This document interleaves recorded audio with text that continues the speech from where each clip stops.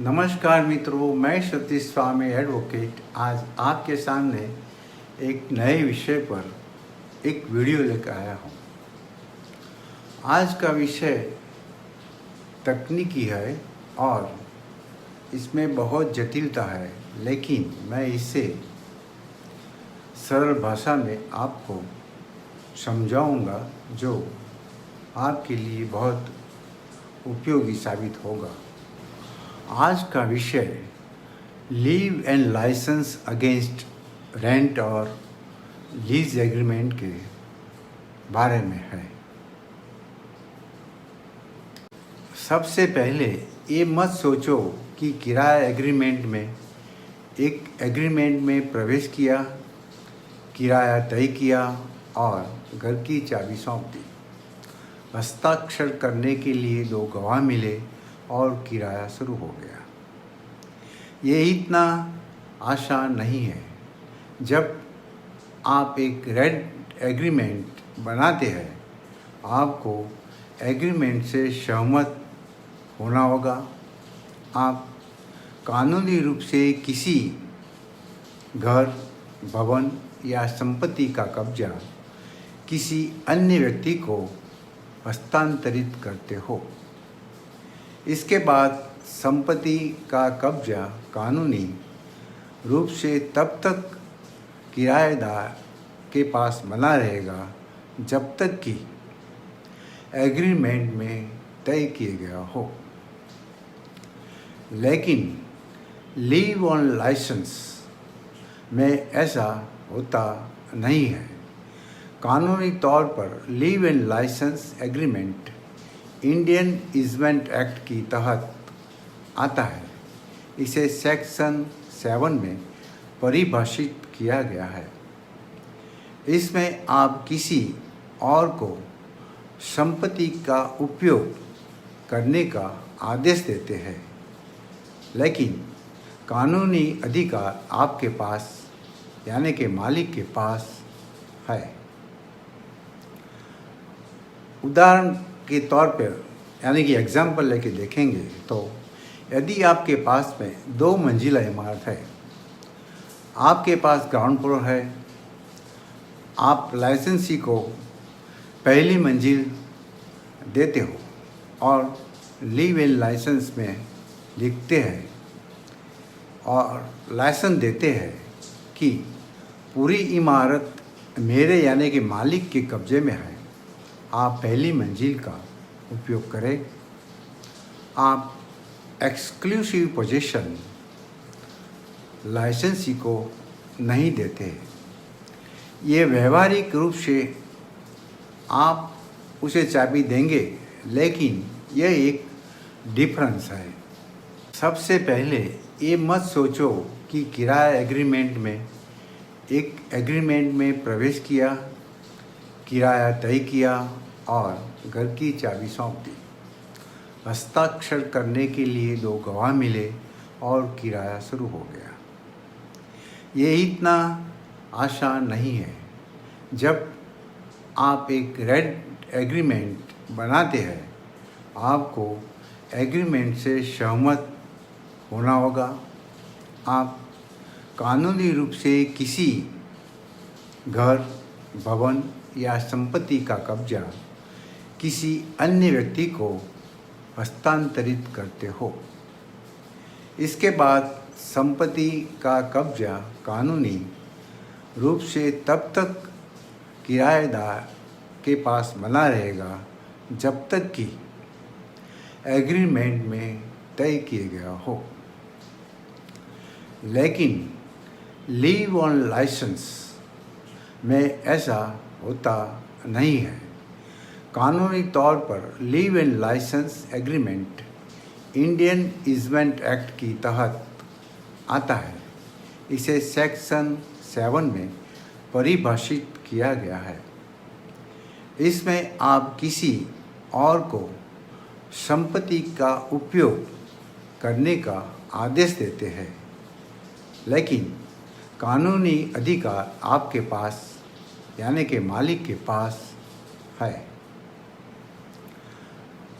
उदाहरण के तौर पर यानी कि एग्जाम्पल लेके देखेंगे तो यदि आपके पास में 2 मंजिला इमारत है, आपके पास ग्राउंड फ्लोर है, आप लाइसेंसी को पहली मंजिल देते हो और लीव इन लाइसेंस में लिखते हैं और लाइसेंस देते हैं कि पूरी इमारत मेरे यानी कि मालिक के कब्ज़े में है, आप पहली मंजिल का उपयोग करें। आप एक्सक्लूसिव पोजीशन लाइसेंसी को नहीं देते। ये व्यवहारिक रूप से आप उसे चाबी देंगे, लेकिन यह एक डिफरेंस है, एक और अंतर है। अलग अलग राज्यों में अलग अलग रेंट एक्ट है। किराएदार के पक्ष में कई अधिकार हैं। यदि आप रेंट एग्रीमेंट करते हैं तो रेंट एग्रीमेंट लागू होगा और किराएदार के अधिकार लागू होंगे।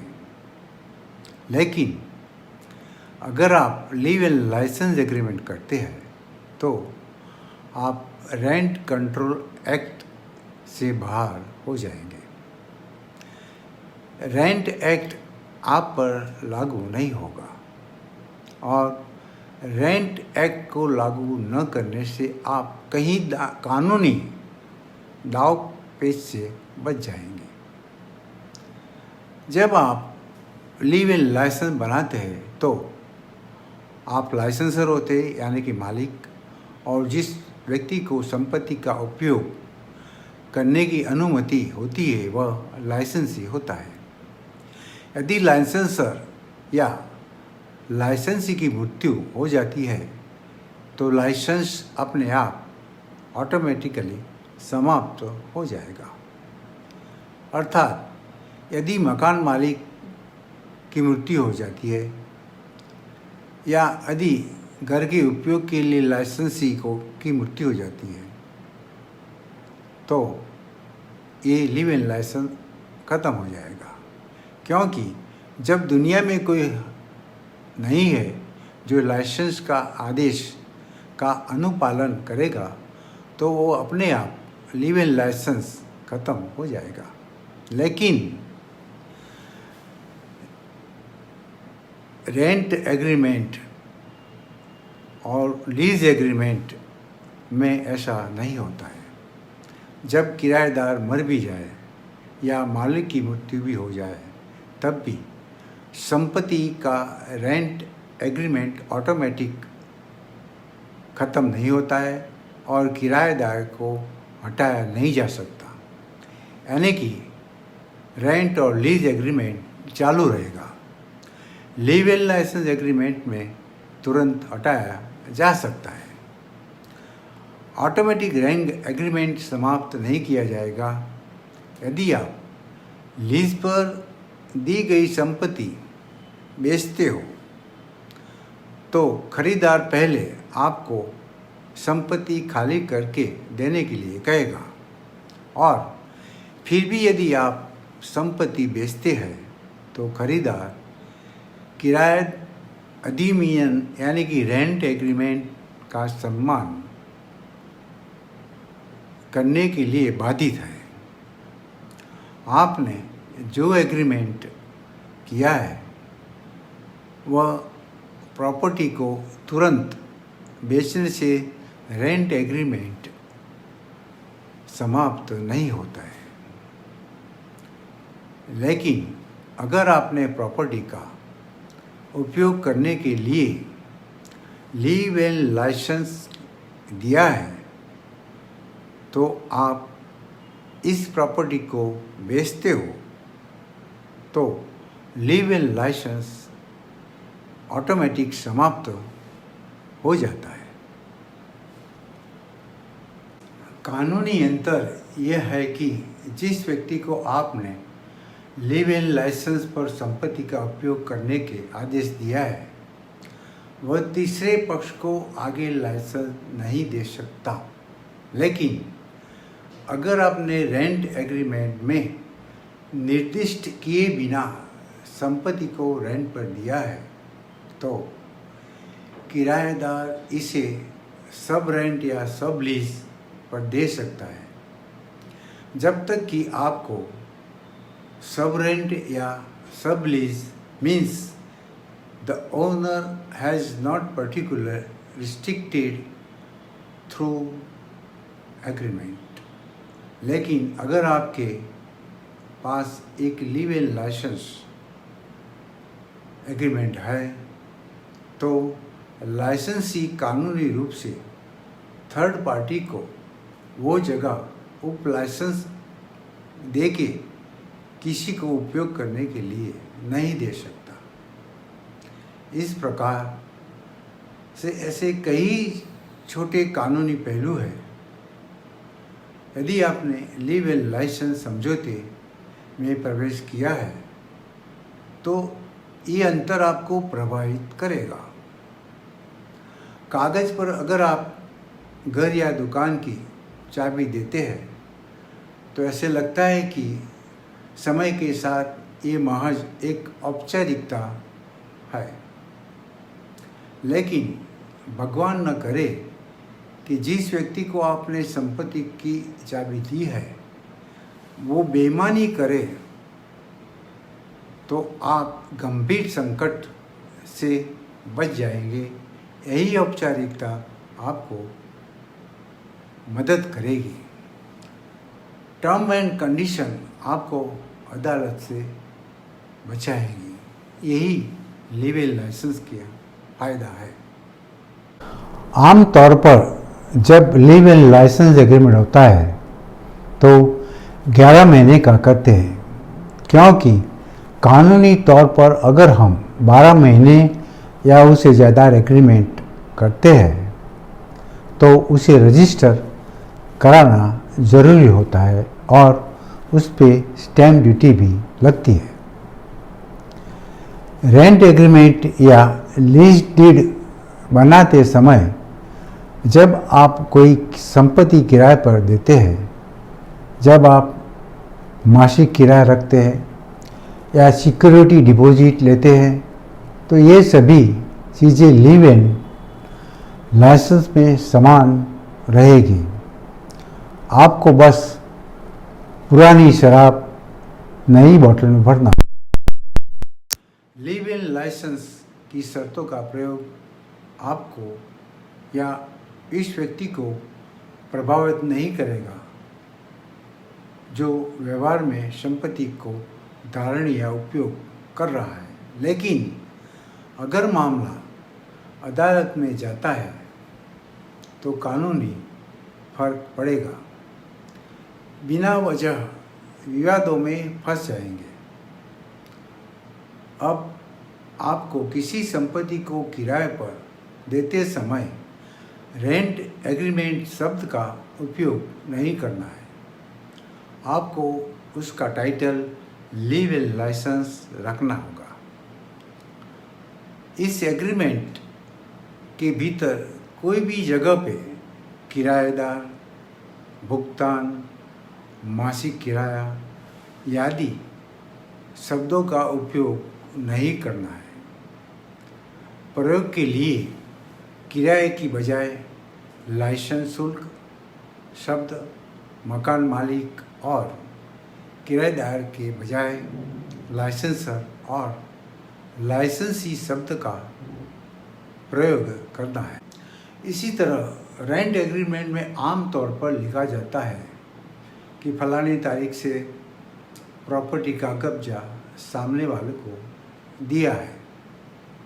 लिव इन लाइसेंस के बीच कानूनी अंतर यह है कि यदि आप चाबी देते हैं तो आप लाइसेंसी के पास से लाइसेंस फी वसूल करेंगे, लेकिन एग्रीमेंट में ये लिखना है कि लाइसेंसी के पास इस संपत्ति का एक्सक्लूसिव पोजीशन नहीं है। इसका अर्थ है कि एक्सक्लूसिव पोजीशन नहीं दिया गया है, सिर्फ प्रॉपर्टी का यूज़ करने का लाइसेंस दिया गया है। लिव इन लाइसेंस एग्रीमेंट में अंतर होता है और इसका फ़ायदा यह होता है कि किसी भी हालत में प्रॉपर्टी लाइसेंस पर लेने वाला बेईमान हो जाता है और मामला कोर्ट में चला जाता है, जिससे इस्तेमाल के लिए दी गई प्रॉपर्टी को वापस लेना आसान हो जाता है। एक अनुमान के मुताबिक भारतीय दीवानी अदालतों में 10% मामले ऐसे संपत्ति से जुड़े होते हैं जिसमें मकान मालिक या किराएदार शामिल होते हैं। कुछ राज्यों में, उदाहरण के लिए मुंबई में लिव इन लाइसेंस बनाने का चलन है, क्योंकि मकान मालिक चाहता नहीं है कि कानूनी बारीकियों और पेचीदगियों की मदद से संपत्ति खाली करने में कठिनाई हो। यह सारी जानकारी देने के बाद में आपको एक महत्वपूर्ण जानकारी भी देना चाहूँगा। इस बात पे लिटिगेशन हो जाता है कि एग्रीमेंट का नाम भले ही लिव इन लाइसेंस है, लेकिन असल में केवल लीज डीड या रेंट एग्रीमेंट है, क्योंकि लाइसेंसी द्वारा ये साबित करने का प्रयास किया जाता है कि मालिक ने एक्सक्लूसिव पोजीशन दिया है। काफ़ी लिटिगेशन के बाद कोर्ट को ये तय करना होता है कि दस्तावेज लिव इन लाइसेंस एग्रीमेंट है या रेंट एग्रीमेंट है। भले ही नाम लिव इन लाइसेंस है, लेकिन वो दिखाने के लिए है, असल में रेंट और लीज एग्रीमेंट है, क्योंकि लाइसेंसी ये साबित करने की कोशिश करता है एक्चुअल में एक्सक्लूसिव पोजीशन दिया है, ऐसा लाइसेंसी आर्ग्यूमेंट करता है। चुनौती दी जाती है कि शब्दों का इस्तेमाल दिखाने के लिए किया गया है, इसलिए अदालत ने 2 परीक्षणों का परिभाषित किया है। कहीं लिटिगेशन के बाद कोर्ट ये तय करती है कि दोनों पक्षकारों का इरादा यानी कि मंशा क्या थी, प्रॉपर्टी का एक्सक्लूसिव पोजीशन या केवल उपयोग। क्या लाइसेंस सिर्फ संपत्ति का उपयोग करने का आदेश देना चाहता था? ऐसा इसलिए क्योंकि मैं इस वीडियो में बार बार एक्सक्लूसिव पोजीशन का इस्तेमाल कर रहा हूँ। इसे इस तरह से तय किया जा सकता है कि प्रॉपर्टी लाइसेंस पर देने के बाद सभी जिम्मेदारी उपयोगकर्ता यानी कि लाइसेंसी के पास है। बिजली का मीटर को आप अलग नाम करके ले लीजिए। अगर आप उपयोगकर्ता को कानूनी कार्रवाई करने का अधिकार देते हैं तो ये कहा जा सकता है कि आपने कानूनी रूप से एक्सक्लूसिव पोजीशन दिया है, क्योंकि उपयोगकर्ता लाइसेंसी के पास संपत्ति के सभी कानूनी अधिकार है। कोई प्रॉपर्टी में घुस आए तो वपराश करना फरियाद कर सकता है और उसे ऐसे सभी अधिकार मिलते हैं जो खुद प्रॉपर्टी के लिए कोई निर्णय लेता है। तो आपने एक्सक्लूसिव पोजीशन दिया है, ऐसा माना जाता है। इसलिए मेरी ये सलाह है कि छोटी सी बात समझकर अनदेखा न करें। संपत्ति की हर कानूनी जिम्मेदारी अपने पास यानी मालिक के पास रखनी चाहिए। क्योंकि मैंने 45 साल की कानूनी प्रैक्टिस के बाद हर दिन दूसरे का भरोसा टूटते देखा है। कानून का भरोसा जैसे शब्द में मेरे दिमाग से निकल गए हैं। कानूनी पक्ष अधिकार अपने पास रखे। यदि आप अभी से अपनी संपत्ति किराए पर देते हैं तो इसे रेंट एग्रीमेंट या लीज एग्रीमेंट माध्यम से न दे, लीव एंड लाइसेंस एग्रीमेंट करें। ऐसा करने से दोनों पक्षकारों को फर्क नहीं पड़ेगा। अगर लाइसेंस की बंसा इरादा अच्छा है तो, लेकिन लाइसेंस पे प्रॉपर्टी रखने वाला बेईमान निकले तो इससे बहुत बड़ा फर्क पड़ेगा। विवाद की स्थिति में आप कोई भी आपकी संपत्ति को आसानी से बचा नहीं पाएगा। यानी कि DTA, डोंट ट्रस्ट एनीबॉडी। मित्रों, आपने मेरा ये वीडियो देखा, इसके लिए मैं आपको धन्यवाद करता हूँ। समय समय पे मैं लीगल इश्यू पे वीडियो लेके आता हूँ।